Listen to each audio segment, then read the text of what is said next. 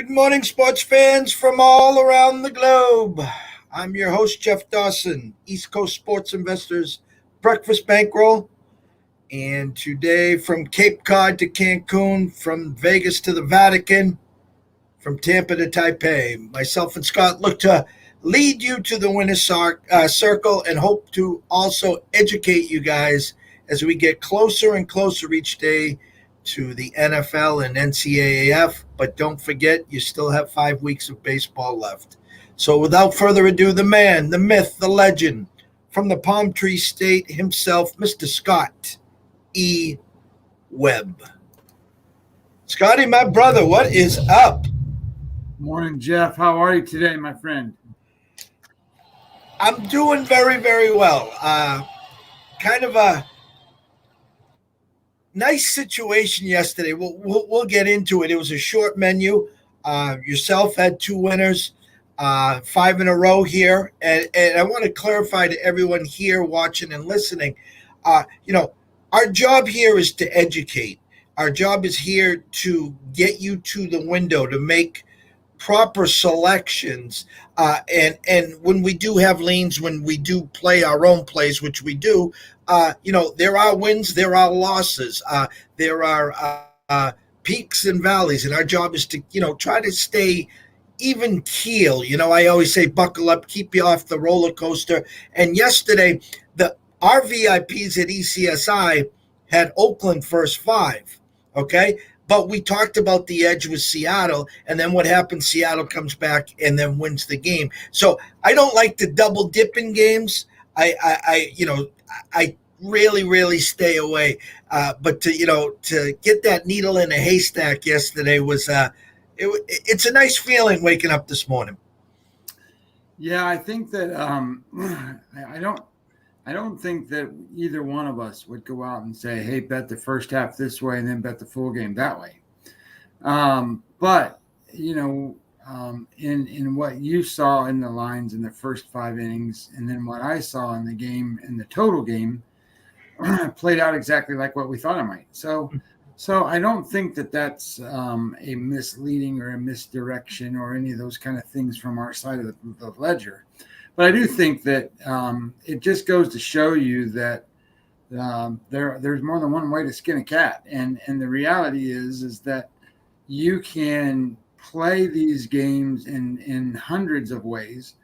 And, I think it's doing your homework. We've talked about it here for the last month and a half, 2 months. Major League Baseball is hard to beat. And I get it. It's you're just picking winners. You're not necessarily picking point spreads and all that kind of stuff.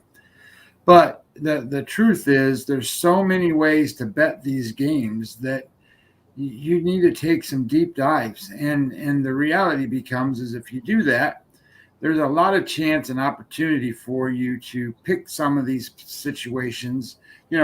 Yesterday I was on 2 underdogs, and the whole thing has been all about favorites.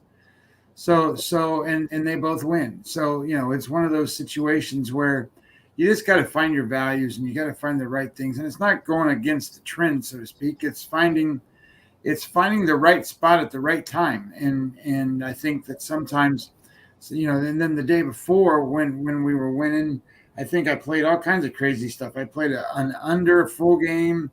I played a first 5 minus a half a run. And then I played a first 5 under. So, I mean, it's like you just got to find the plays. And then when you do and things come out the way you want them to, it makes you feel pretty good.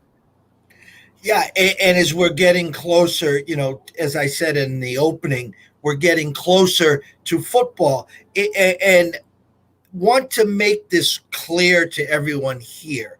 Just because football starts this weekend in college, and then next weekend you're going to get a bigger slate in college, and then the Thursday night game, Bucks and Tampa, that's the official swan song, and we're off to the races. So many people in these lanes think, okay, baseball is over. I'm in football. I'm in my comfort zone, and I'm going to crush the books. And it just doesn't happen that way. These numbers are just so sharp, and by the time you bet them, on Saturday, a half hour before kickoff, they have been picked apart 10,000 times. And yeah, you're going to win some games, but more often than not that you're going to lose a lot more than you do win. And then you're going to have the so-called experts that on Sunday morning or on the app or on the phone or in front of Circa with Derek, with Jeff, betting the following week's college games while you're trying to pick your NFL games on Sunday morning. Yeah, I mean that's the way it works. These books aren't stupid, and they come out with what they think is a decent line, and then allow certain people access to the betting of those lines, and then they make them sharper. So that's going to go to a conversation we'll probably have fairly soon, and when we really start talking football about when to bet, because there's all kinds of different theories and thoughts and different angles and things to do. So you and I may come out on a Monday and we may say, hey, play this game. And then by the time Saturday comes or whatever, and it's a Saturday game, we may play the opposite side and hit the middle. So, it's because of how the action goes and what happens and where the numbers are. And the truth of the matter is in football, you really need to know the key numbers, and you really need to pay attention because the betting market tells you, and the people that kind of are in the game here will tell you what to do. We talked about it just a little bit yesterday. That Illinois game is Illinois +7. Well, if it goes below the 6.5 or below the 7 to 6.5, and it goes to 6, then they're not worried about that number. But if it stays at 7, you better get it at 7 if that's who you like, or the other side of it, whichever way you want to go. But the point of the matter is that when you're on those numbers, you got to be real tight and careful and really think through what you're betting on and what the numbers look like. Last night, NFL, Saints 23, Jags 21. Saints closed -4.5. Under over got steamed up to 40. That opening number was 37.5. And again, it got pushed to 40. Some might have got 39.5. A game that was dominated by the Saints first half. Jameis Winston. Anyone drafting or already drafted for your fantasy football, Travis Etienne in a walking boot. Further x-rays today. Expect him out maybe 2 to 4 weeks. Bump up James Robinson there. But I had talked on a show after in LA yesterday, and we were talking about how that over did get steamed up. And again, it was pure backdoor little Joe cover in the fourth quarter. 2 late touchdowns by the Jags, and they even gave you the okie dokie and went for 2 and got the 2 to make it 23-21. But you talked about opening numbers and closing numbers. And so a lot of people, are sitting there. I missed this number. Let's say 37, I got it at 40, and they're sitting there being swayed. Well, if it opened at 37, it's now 40. Well, maybe I should take that under because it was 37 and it got steamed to 40. And it's just that coin toss flip-flop, and it's more of a mind game, Scotty, than anything else. Yeah, no question. But these games that, and let's just call them what they are, these practices that they're playing on TV, and putting them in game scenarios and so forth, that wouldn't necessarily be the case in a real scenario, right? The Saints aren't going to let the Jacksonville team score 18 points in the fourth quarter and do all the different things that happened in that game. And then, it's amazing, and maybe I shouldn't say anything because of the way Seattle won yesterday, but the truth of the matter is, I see these people that go out there and, oh, look at this winner that I just had on the Jacksonville +4.5. Oh my God. You got lucky as hell is what happened. And because it was a fake game, that's why you won. So don't think you handicapped it right, and don't think you were on the right side of that game. You just got lucky. So you can sit there and run out on Twitter and say, hey, wait till I start my weekend and I won this game. Okay, back off. because the truth of the matter is you didn't handicap it right. You didn't win the game properly. The Yankee game, 5-1, they were pretty dominant the whole game. That's how you win a game. You don't win a game the way that was and then go touting out around about it. So I'm not touting around Seattle. Seattle came back. They won the game. We kind of had an inkling that the bullpen was a better scenario for Seattle. We talked about that on the show. It took them till the ninth inning, and they finally did it. But the truth of the matter is, you can't sit here and handicap games correctly or incorrectly. And you can win either way, whether you did it right or wrong. It doesn't matter. You can still win the bet. The truth of the matter is, don't go running your mouth about how great of a handicapper you are when you won a game that you should have lost. My famous line is, right side, wrong result. And it happens a lot in this industry. And I don't have a hard time swallowing that pill. I get frustrated, and sometimes on my Twitter timeline, I might vent a few times. When you got a walk, pass, ball, sack, and they score 2 runs. The other day we got beat on 2 runs when the ball never left the infield. And it was walk, pass, ball, hit by pitch, infield hit, ground out. And it's the most infuriating thing. But again, you only can do so much here. You do all the work. I do all the work. Everyone on these lanes do all the work. And it's just a matter of if you're on the right side or the wrong side. Did it cash? Did it not cash? We talk about value. Value's only value if you cash. If you cash that ticket, and the CLV, the EVL, all the initials you want to bring up here that are blasted on Twitter. The bottom line, very simply, is this. Did it cash or did it not cash? And what I like to do is go back and look, where did I go wrong? Where did I not go wrong? Perfect example is the NFL, okay, and college. Before the lines come out, I create my own lines, just like you, okay? And then when those lines come out, I'm usually off a half point. I'm spot on a point here, point and a half here. When I'm off 3.5, 4 points, I want to go back and see where I messed up or what am I missing? That is the big thing. What am I missing? What are they seeing that I didn't see? Yeah, don't read the wrong thing here. I'm not saying to take a gift horse and then throw it away. I mean, you win, and that's that. I guess that wasn't the point I'm trying to make. I just don't like it when people go out and kind of tout how good they are when they shouldn't have won. But when you win, hey, you're going to lose games that you should have won. So take it to the bank, and that money can buy you a cup of coffee or whatever. But the way that it really is, and just like what you're talking about, finding certain things is kind of a questionable thing, because when I make a line and I'm trying to do it as best I can to as close to what I think the value of the teams truly are, the reality becomes is I want variance between my number and what the book has, because that shows me where to look.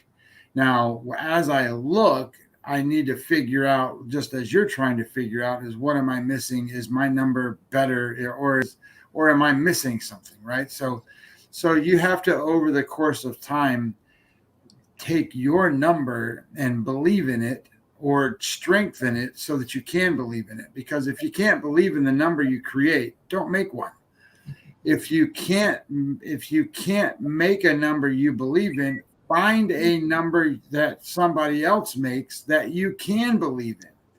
Because that's the reality of this, is not everybody is going to be able to go out and make a legitimate number. And because of that, the truth of the matter becomes is you just need to find that so that you can figure out where the value in the line number really is, and then be able to backtrack and handicap from that perspective. So it is a good theory to go in and figure out what it is that you're missing, because the truth of the matter is the books aren't missing anything. However, they don't always, as you've seen and we all see, you can throw a line of 3 out there. Doesn't mean that they're not going to win by 35. So that happens all the time. that you think it's going to be a close game, and then all of a sudden it's a 35-point blowout. So what happened? Who missed what? Well, I mean, it's how you evaluated the scenario. But if you're truly to where you think you are, and you have a line that you made that was -10 and the line's -3, and you believe your number is better, then you got a serious edge, and that's where you want to be. You want to be where there's variance in the numbers, just so that there's variance in some, not all. And the ones that are some, then you can go in and kind of look at them and go, holy crap, this is what I think we should be doing. Last night, MLB favorites 4-3, overs 3-4. The big dogs that did cash, short menu: Royals plus 215, Mariners plus 124. When I was on Pop's show yesterday in the afternoon, his dog of the day, we were talking about was the Royals, and it's kind of comical. He was getting all giddy, and we were laughing and joking about it because the Astros is 200, 225, 250 favorites have not been that good this year. And it was just like the cherry on top, and he was just texting right now. So hats off, Pops. Great job on your dog of the day. And yes, they cashed. They went box to wire. Today's menu, we're back to that 15-game slate. The Yankees keep rolling, and the Orioles keep losing. So it's kind of intriguing. I checked off a handful of games for you. Let me just bring this up here for you. We can get cracking here.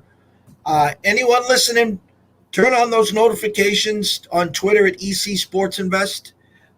So you never miss a show. Run over to YouTube right now to East Coast Sports Investors. Subscribe and do the same thing at Twitch. Me, myself, and Scott are going to have some live streaming throughout the year, and really, really start cashing some tickets and really helping you guys break down what is actually going on in the market as the games are going on.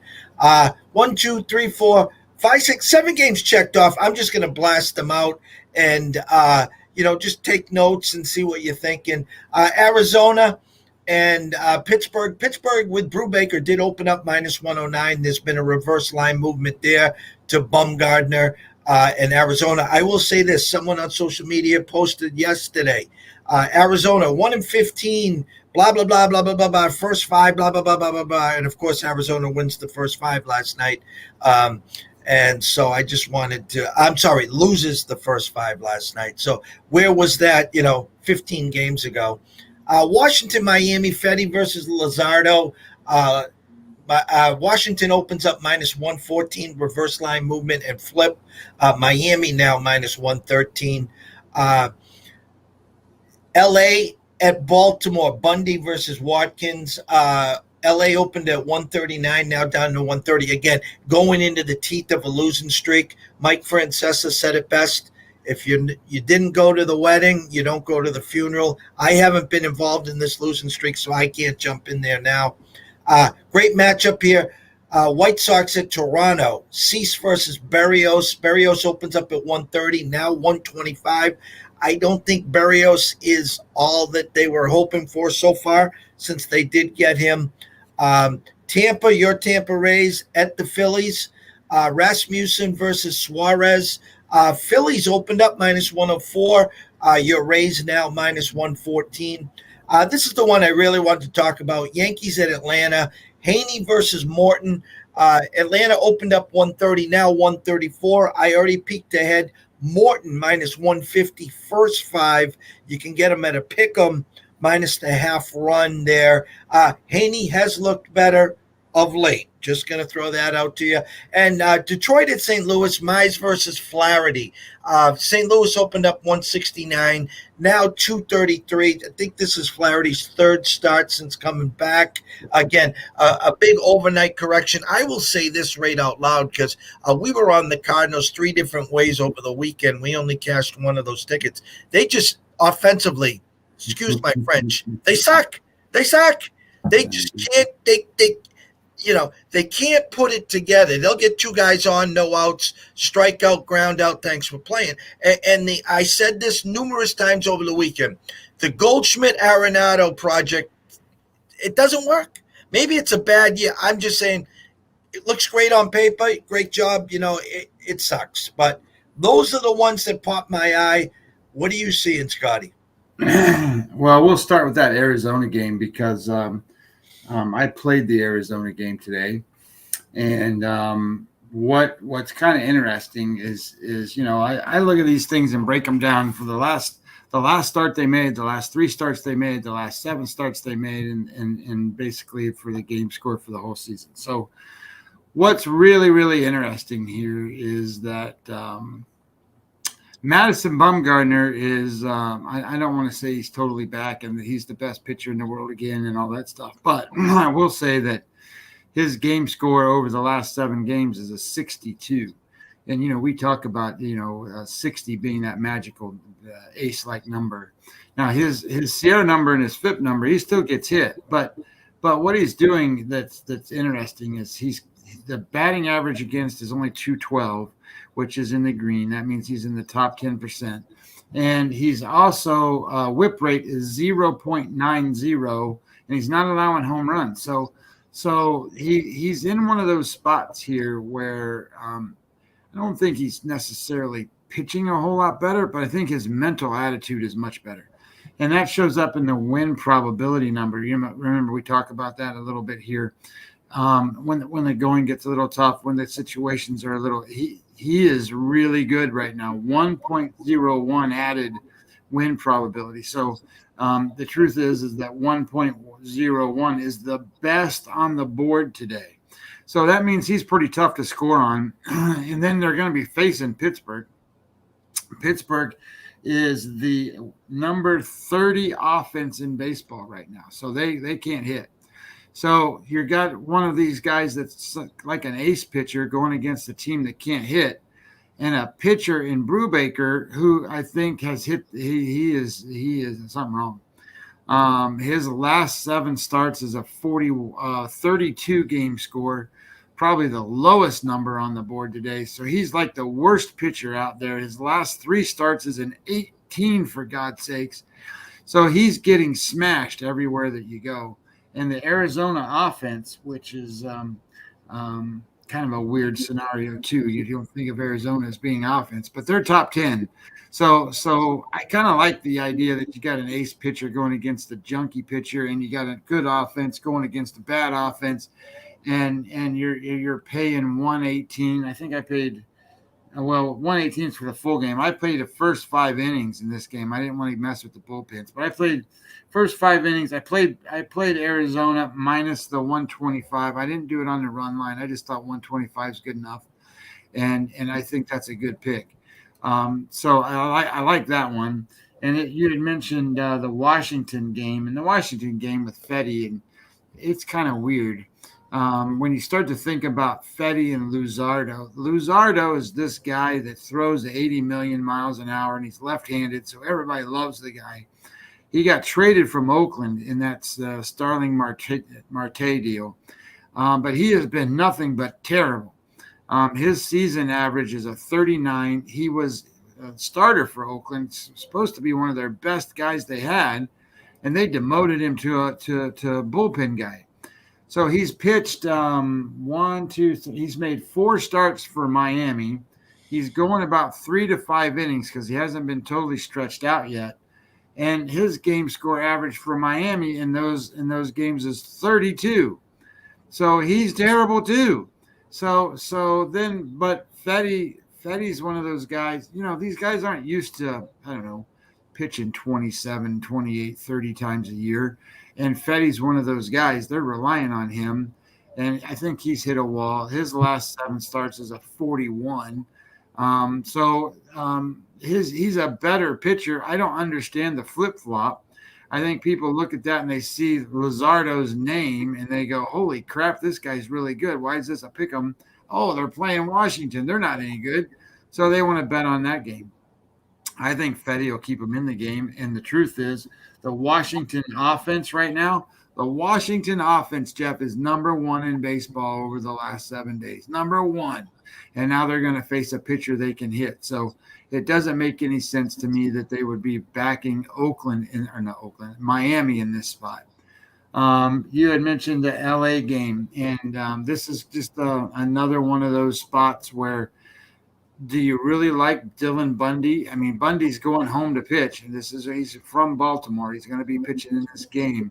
He's been struggling on the season, but he's been a little better his last four starts. He's a guy too that last year was really one of their top main guys. It was Bundy and Heaney in Los Angeles, and then Bundy was probably the better pitcher of the two.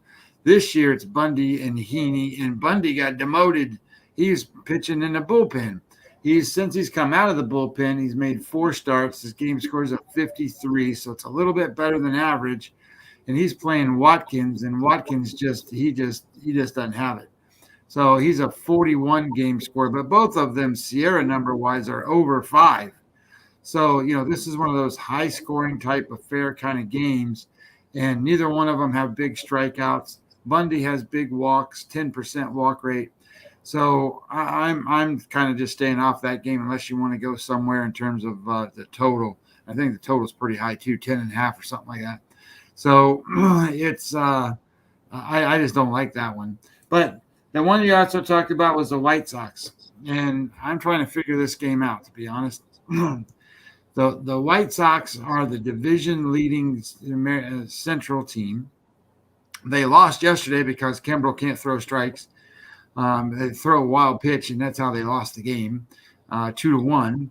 Lynn pitched very well for them yesterday, and Manaea pitched very well for Toronto. So we talked about it yesterday. It was going to be a great pitching matchup. Today you have Dylan Cease, and his Sierra number is 3.42 over his last 7 starts, and Berrios is 4.62. So that kind of gives you a big edge, 1-1 for sure for the White Sox. But what's more important is how they do it, right? So Cease has a 33% strikeout rate, and Berrios only 19. So that means there's less balls in play and less opportunity for Toronto to get on base. And what I liked about that is that Berrios is being hit. His hard hit rate is getting to a point where it's into the average number, and he's usually low, and his ground ball rate is usually high, and it's in the red. So that puts him in a spot where he's very hittable. Balls are going to get put in play. They lost a game that maybe they could have had an opportunity to win yesterday. So that leaves them to a point where I think that's a good value on the underdog and Cease today. So I played it the full game. I'm going to go back to the White Sox bullpen and say they're not going to be terrible today. I got Cease. I got him at 118. And then you mentioned the Tampa Bay Rays. And this is one of those other ones that I don't kind of understand. Well, I shouldn't say understand. Suarez and Rasmussen. So Suarez, he's been a relief pitcher. So is Rasmussen. Rasmussen they got from Milwaukee in that deal. And Rasmussen's now been stretched out to 4 to 5 innings. So we'll see what happens. But we talked about it yesterday, Jeff. You can't outrate the Rays. And that's what this is. This is a 4 to 5 inning Suarez start, and then you're going to put the Phillies bullpen in against the Rays, and then you're going to have the Rays bullpen go in against the Phillies. That's an automatic mismatch. And the Rays right now are number 3 in offense. Wander Franco has been just tearing up the ball, and so is Nate Lau. So I'm all over this. I played the steam in this game. I played minus. I think I got minus 114 on the Tampa Bay Rays. I'm going to play it the full game because I think that's where some of this edge is in the bullpen. You mentioned the Yankees and the Cardinals here, and it's kind of interesting that and I thought the line was too high when I saw that Charlie Morton was like minus 150 or something. So I went and looked at it, made my line. My line came out to be 139. So I don't think it's super high, but it is too high in my opinion. I think that looking at what Heaney has been able to do or not do, he's only had one good start as a Yankee, and his biggest thing is he gives up the long ball. I mean, he just gives them up. His average is 3.68 home runs per 9 innings.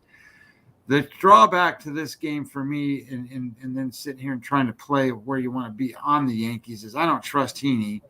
And Morton has been seen by the Yankees 8 million times. He played for Toronto, for Tampa Bay for 2 years, so they've seen him dozens of times. So I don't think there's going to be any issue with what he throws that they haven't seen. It's going to be a question of whether he's on or whether he's off, and he's been on lately. But I don't like the line number. I think it's too high.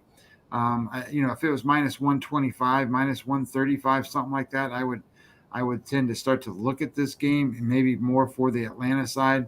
But at minus 150, I think you can only look at the Yankee side, and then you got to figure out, do you really trust Heaney in this spot? And I can't say that I do. I mean, he's off his best start as a Yankee. He's liable to go out and give up 5 home runs tonight.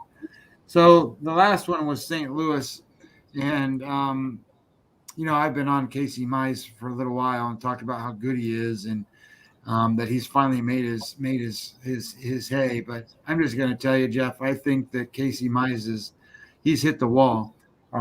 He's at that stage where, okay, I've pitched enough, and my numbers show that. Over his last 3 starts, his game scores a 33. And over his last 7 starts, his game scores a 45. And they're starting to limit his innings to only 4 to 5 innings. And if you're going to tell me that you're going to put Casey Mize in that spot against Flaherty, who's back off of the injured list, and he's made 2 starts, he's got a lot of rest in him, and then you're also going to tell me that they got to put in the Detroit bullpen. I'm okay with St. Louis in this spot, but I'm not paying the price. Yeah, and I agree. I have up there now on the front page here is the first 5 with the spread. So again, the numbers, the way we're reading them is, there's a clear edge with Morton versus Heaney. Yes, there's a nice winning streak with the Yankees. The Braves winning streak was halted. I could not release the minus 150, obviously, on the Braves first 5. But again, you can get it right now at probably plus 100, maybe minus 105, with them minus the half run. So what I do here is I'll take a look at the first 5 team totals, and I'll see that the Braves are 2.5 over minus 111, and they got the Yankees 1.5 over minus 147. So basically, the way we're reading this is the Braves are going to get to 2, okay, and the Yankees most likely are going to get to 1. But are they going to get to 2? So then you just peel the onion back one more time. What's the first 5 under over? Okay. And what are they telling us here for the first 5 under over? It's 5. Okay. So they're telling you 3-2,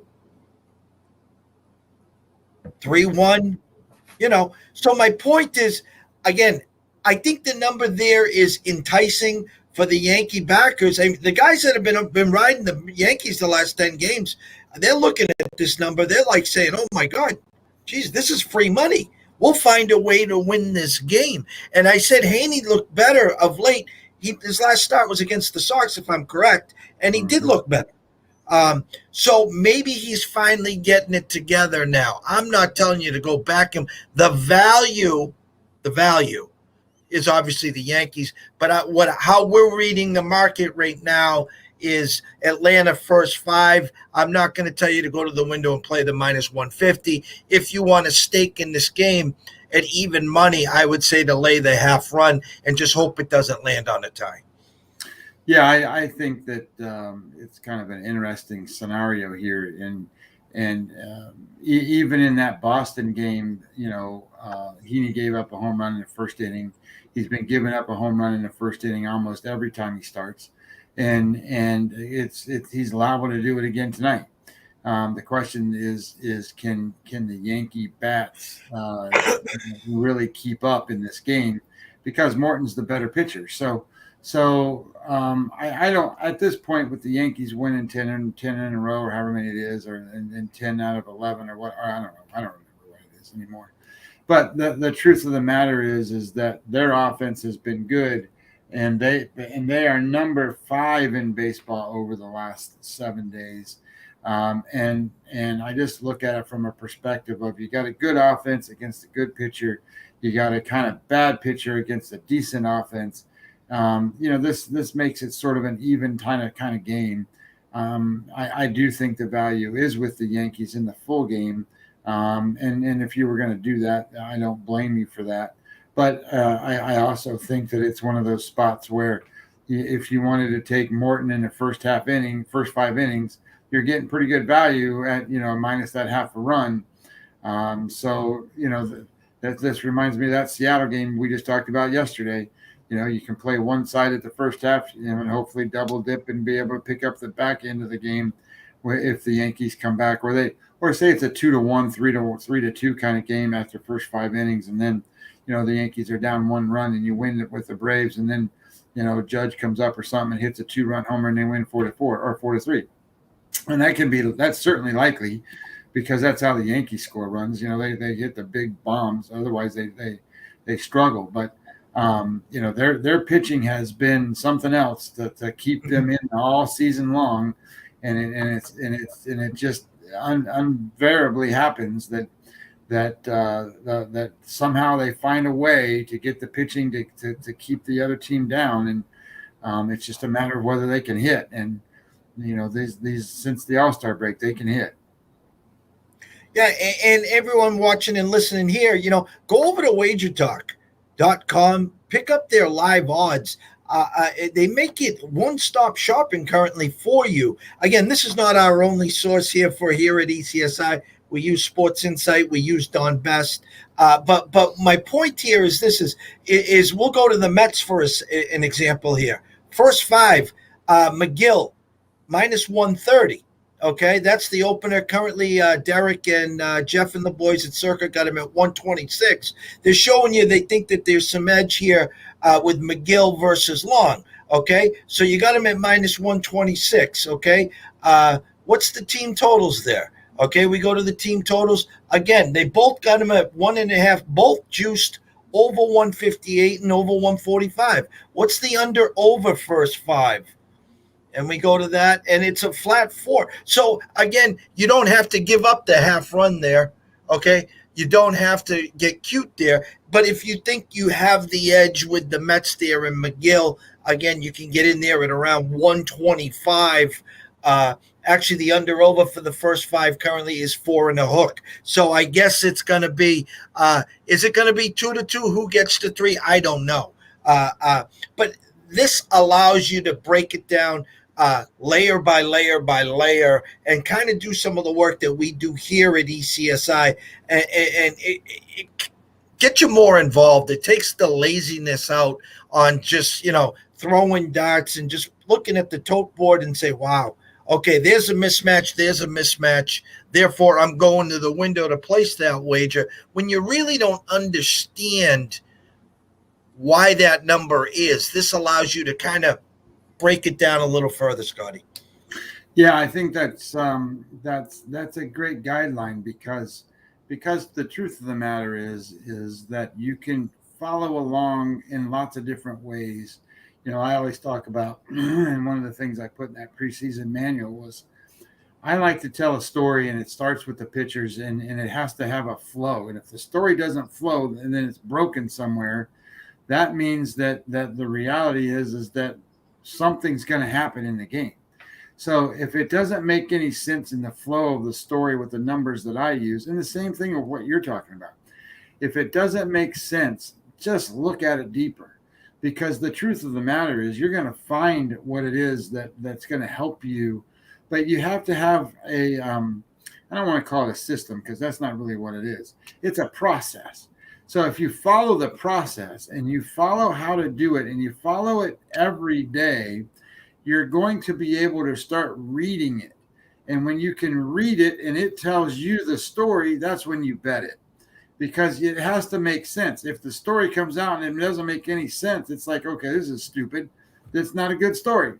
But if the story goes 1, 2, 3, 4, 5 chapters in and 6, 7, 8 chapters down the road, holy cow, you got a novel that you're reading. You've got the understanding of how that game flow is going to happen. And because of that, you should feel pretty confident in your wager. But if you're not feeling that way, then and you're just going, oh my God, look at the Mets. This guy Miguel is pitching against a guy I never heard of. All I've heard is Miguel's been pretty good. I'm going to bet Miguel. That's the wrong way to do it. That's the wrong approach. You've got to understand that the market, that the books, the players, the teams, they all have certain things that are going to lead you to the well at the end, right? And you just got to figure out, how do I get there? I'm looking at that same game that you're talking about, and Long, he is an opener type guy. He's going to pitch 2 innings. So after he pitches 2 innings, who else then comes in? And San Francisco's had a pretty good bullpen for quite a while, but currently they're not doing so well out of the bullpen. So that puts it into value that this is a bullpen game for San Francisco. San Francisco is not only are they having struggles in the bullpen, they're having struggles on offense. And then you can start looking at it from a perspective of, okay, well, maybe this is going to get good for the Mets here. And then when you look at what Long does, he gives up the long ball 4.5 home runs per 9 innings. So he hasn't pitched 9 innings. He only pitches 1 or 2 innings. But that means, you get Pete Alonso up there. He might hit one out in the first inning or two. And now you got a lead. So now you're in a situation where maybe some of the pressure's off, because the Mets are under serious pressure. So maybe that takes a little bit of that edge off, and then you got Miguel who can come out there and throw, and now you're telling a little bit of a story, right? So as that story goes out, if that's how you see it, then you bet it. But I'm not playing that one. I just think that it's one of those spots where, that's kind of how you read into the different things, and you can do that on every single game. No matter who's pitching. You just figure out who they are, what does the book tell you, what do the lines tell you, what do the numbers tell you, and then you can kind of figure it out. Yeah, I'll close with this, and it's a great tool that I try to educate people that want to listen. You can do it in baseball, you can do it in basketball, you can do it in football. Okay, you take the opening numbers. Okay. The opener, not where the public takes it, the opener. Okay. We were talking earlier about the Nebraska game in Illinois. The true opening number there was 9.5. Mm-hmm. Okay. It's down to 7. Mm-hmm. The under over is 55.5. Okay. So just do the basic math. Okay. So basically, in a nutshell, to start, they were saying Nebraska 31, Illinois 21. Give or take a point or two. Okay? Take it a step further. Now go into your book or go to a website that has it and look at the team totals. I can guarantee you this. You're going to see a Nebraska team total of 31. And is it juiced minus 140 under? Is it going to be Nebraska 30 with a juiced minus 140 over? Go to the Illinois team total. Is it 21 juiced under? Is it 20 juiced over? And start there. The NBA's famous for this. Famous. Celtics minus 10 versus Cleveland. And the under over is 230. Well, just the Celtics team total 120? Is the Cleveland team total 110? And you can take it from there. And listen, is it an exact science? No. But the point is, we don't bet or wager on logos or names on the back. It's strictly numbers. It's a numbers game. And so you can get some tells from the books by taking it that next couple steps in those layers. So currently, Nebraska team total 30.5 over minus 121. And this is currently because the numbers changed. And Illinois 23.5 over minus 119. Okay. So going from the opener, again, 9.5 with a team that's practicing in the cornfields. Go back yesterday to Scott Frost's press conference. I'm telling you, this guy is He is shaking in his boots. He ain't saying. He made Bill Belichick looking like chirping Mary. He wouldn't say a word. He wouldn't say a word. Okay. So again, those numbers have moved, not from the opening line, but to the current line. Okay. So the 23 and a half, they're kind of enticing you, saying Illinois is going to get 24, wink, wink. And then they give you the Nebraska, would you say 30 and a half? 30 and a half minus 121. So again, Nebraska's going to get to that 31, wink, wink. And again, so this could be an easy 30-20 game. Okay. That gets you again to that opening number of 9.5.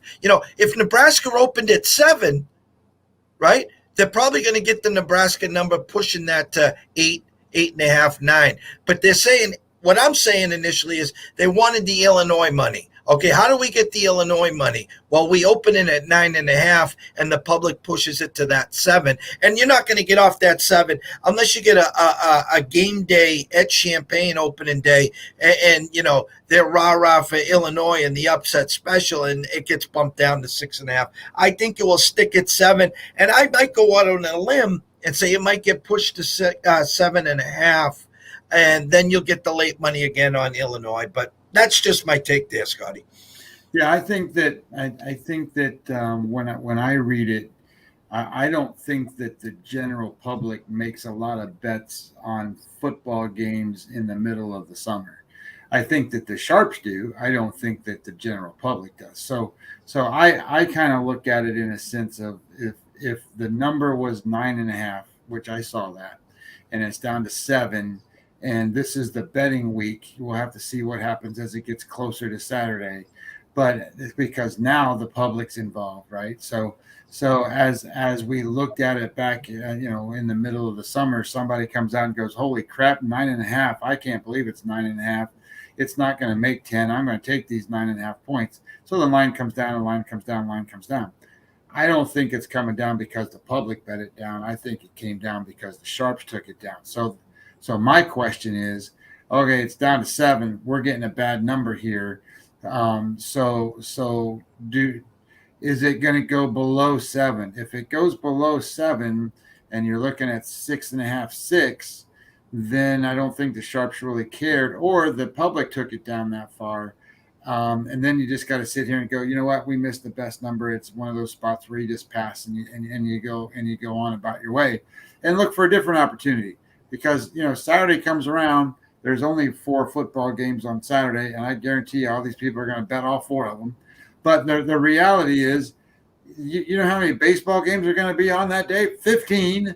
You got 15 opportunities in baseball and 4 college football games, and you're going to want to bet a bad number on a game like this, and you don't know anything about them because neither team's played, and you got a brand new head coach and a brand new quarterback and all this other stuff for Illinois, and you got these guys in Nebraska that are practicing in cornfields and everything else. So you just you go, oh, that's the best bet on the board. It's the best thing for me to do today. And you're playing a bad number if you're taking Illinois. You're playing a great number if you're playing Nebraska, because your covered number is 7 where you had to cover 9.5 before. So it just depends on, I guess, how you think it through and what you want to do. I just look at it from a perspective of the number's been moved. Now what happens to it when it gets close to game time? I haven't seen any injury reports. I have. I mean, there's nothing going on injury related that's going to be a big problem in this game. So I just look at it from the perspective of, okay, does it really matter? I mean, these teams are pretty close. Nebraska has to travel to Illinois in this spot, so it's not like a home game. And that typically just means that they got a little pressure off of them in a sense that they're not at home and have to play this team that then they'd be favored by 14 or some crazy number. So the reality becomes is how do you play it? When do you play it? And that's part of what we're talking about. When do you play these games? And for now, I would tell you not to play anything until Saturday morning or Friday night, just because you need to see any more action on the game, because the numbers have already moved. So now it's a matter of, do they move again, and then what does that tell you if they don't? Agreed. Scotty, wrapping this up right here, give the listeners right now your plays for the day. Yeah, I got 3 of them today. I took Arizona, Madison Bumgarner in the first 5 innings. minus 125. I took the White Sox today, full game. This is Dylan Cease. I got him at plus 118 against Toronto. And I took the Tampa Bay Rays and Rasmussen minus 114 today against the Phillies. Full slate today in the MLB. Trying to keep the 5-0 heater going here, Scotty. We wish you the best, obviously. Want to thank everyone here for watching. We got your, again, almost a full hour of content, education, and a little entertainment here and there. If you're not following us, go to EC Sports Invest on Twitter and at Webby20 MLB on Twitter. Jump on over to YouTube, please. Just follow East Coast Sports Investors. Click the notification button, and the same on Twitch at East Coast Sports Investors. Some big things coming this fall. Always remember this. If you are wagering today, always wager with your head, not your heart. If you got a problem, pick up that phone. There's an 800 number out there. There's plenty of people here to help you if you're looking for some help there. From myself and Scott, we wish you all a happy and blessed day. Good luck with your wagers and investments today, and we will see you tomorrow.